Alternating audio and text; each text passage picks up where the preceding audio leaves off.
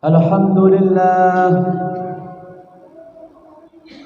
لله الذي أفهمنا من علم العلماء الراسخين. فقد قال الله تعالى في كتابه الكريم: نعوذ بالله من الشيطان الرجيم. ومن آياته أن خلق لكم من أنفسكم أزواجا لتسكنوا إليها وجعل بينكم مودة ورحمة إن في ذلك لآيات لقوم يتفكرون. صدق الله العظيم وصدق رسوله الكريم ونحن على ذلك من الشاهدين. Jamaah kaum muslimin sidang Jumat yang dimuliakan Allah Subhanahu wa taala. Kesempatan yang berbahagia ini merujuk judul yang sudah ditetapkan pemerintah Kota Batam dalam majalah Madani, bahwa seluruh masjid menyampaikan judul yang sama, yakni menjadikan keluarga yang sakinah. Jamaah yang dimuliakan Allah Subhanahu wa taala, lagi maraknya berita sekarang tentang kondisi kekerasan dalam rumah tangga, membuat kita mengukur sebagai kepala rumah tangga di dalam rumah tangga kita sendiri. Sudahkah kita menjadikan rumah kita baiti jannati ataupun sebaliknya baiti nari? Kalau Nabi mampu mengatakan rumahku laksana surga bagiku, padahal rumah Nabi tidak seperti rumah kita yang penuh dengan fasilitas lengkap. Namun Nabi mampu mengatakan di depan istri dan anak-anaknya, baiti jannati, rumahku laksana surga bagiku. Karena apa? Karena di dalam rumah tangga Nabi ada sakinah. Jamaah salat Jumat yang dimuliakan Allah Subhanahu wa taala, kata sakinah itu menurut para ulama tafsir atau mufassirin memiliki 4 arti yang menghujam dalam hati. Yang pertama, sakinah bisa diartikan dengan kata kedamaian. Yang kedua, ketentraman. Dan yang ketiga, keamanan. Dan yang keempat, kebahagiaan. Lantas bagaimana cara yang Nabi contohkan untuk menjadikan keluarga yang sakinah, jauh dari pertengkaran, jauh dari curiga, jauh dari kekerasan, bahkan penuh dengan perkelahian?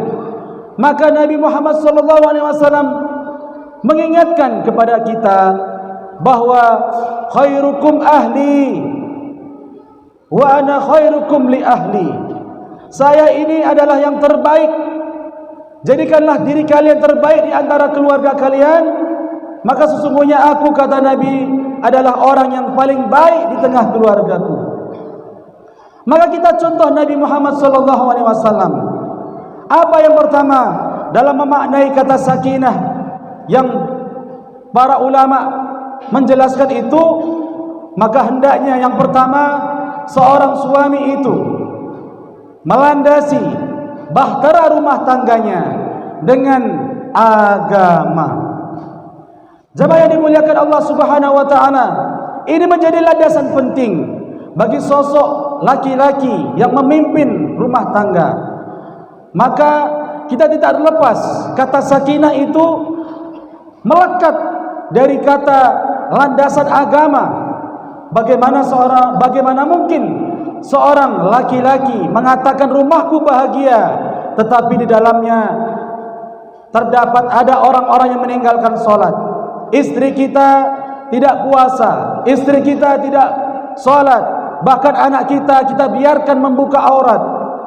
Bagaimana mungkin jamaah yang dimuliakan Allah Subhanahu wa taala, rumah tangga kita bisa kita katakan sakinah, tetapi dalam perjalanan kehidupannya jauh dari Allah Subhanahu wa taala. Maka seorang laki-laki punya tanggung jawab, jamaah. khususnya kepala rumah tangga, untuk selalu mengingatkan, karena kebahagiaan itu bukan selalu diukur pakai materi. Kebahagiaan itu apabila kita sudah dekat dengan Allah. Kebahagiaan itu kalau kita sudah mampu melaksanakan kewajiban di tengah-tengah keluarga kita yang kecil itu, mampu menegakkan solat, mampu anak kita membaca Al-Quran, mampu anak kita menjadi penerus kita tatkala kita nanti sudah tiada. Maka ketenteraman itu Allah hujamkan dalam keluarga tersebut, karena yang diingat, yang jadi landasan adalah agama jamaah yang dimuliakan Allah Subhanahu wa taala. Maka suami dan istri hendaknya saling mengingatkan ketika di dalam rumah sudah sakinah, sudah tenteram, amalan ibadahnya sudah kuat, maka kita pun bekerja di luar untuk mencari nafkah. Ada keridhaan istri melepas kita dalam mencari nafkah. Maka jamaah yang dimuliakan Allah Subhanahu wa taala, jangan sampai kita terjerumus dari hal-hal yang tidak diridhai oleh Allah Subhanahu wa taala di luar. Maka mata kita, tangan kita, bahkan hati kita sekalipun, kalau kita tidak landasi dengan agama, tatkala kita keluar dari rumah, bisa juga mata kita melihat wanita lain, digoda dengan permasalahan-permasalahan lain, digiurkan dengan keindahan-keindahan di luar. Akhirnya kita tidak mampu betah lama-lama di dalam rumah. Maka kebanyakan KDRT itu jamaah, kekerasan dalam rumah tangga itu, ketika seorang suami membanding-bandingkan hal yang di luar kepada hal yang di dalam rumah. Padahal kata Nabi, jika engkau laki-laki melihat wanita di luar, seakan-akan itu indah kau pandang, cantik kamu pandang, maka kata Nabi, segeralah pulang. Kata Nabi, maka sesungguhnya yang kamu dilihat luar itu akan sama rasanya, bentuknya, bahkan bagaimana yang ada di dalam rumah. Orang rumahlah yang menjadi peneram. Kadang-kadang mata kita silau ketika kita melihat wanita lain yang lebih cantik daripada istri kita, padahal sama, kata Nabi Muhammad SAW. Jamaah yang dimuliakan Allah Subhanahu wa taala, itu yang pertama. Mari kita sama-sama landasi keluarga kita dengan agama. Yang kedua, untuk mencapai keluarga yang sakinah itu, maka para ulama mengingatkan, hendaklah seorang suami mencukupkan kebutuhan dalam rumah tangga, baik kebutuhan ekonomi maupun kebutuhan biologisnya. Karena dua hal ini sangat penting dalam perjalanan rumah tangga. Apabila salah satu di antara ekonomi dan biologis itu kurang, maka itu bisa menjadi penyebab terjadinya retak dalam rumah tangga. Kaya memang, banyak kendaraan memang, tetapi apa gunanya kalau istri tidak pernah kita jamah?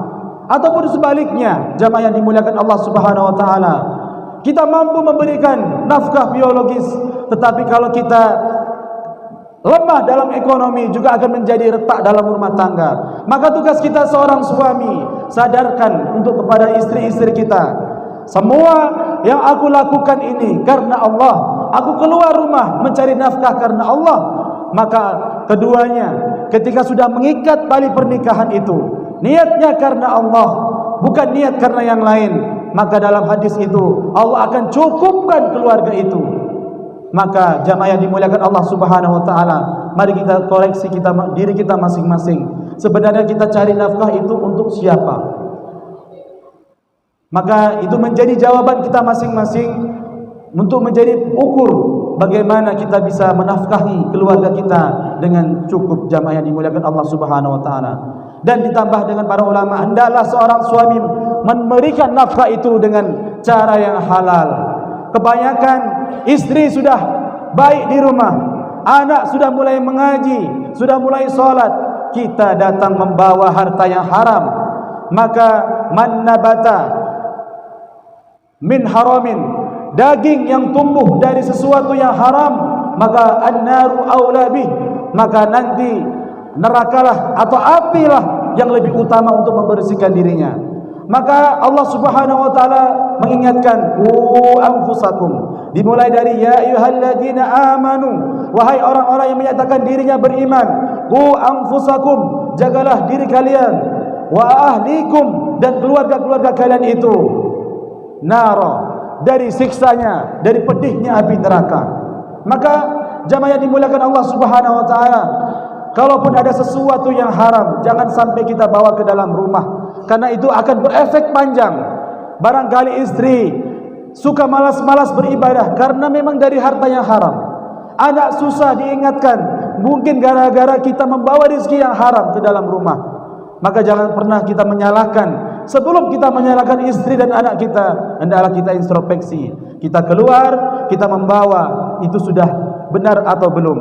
Jamaah yang dimuliakan Allah Subhanahu wa taala, bisa kita ambil kesimpulan bahwa keluarga yang sakinah itu keluarga yang jauh dari isu-isu terpaan dari orang lain.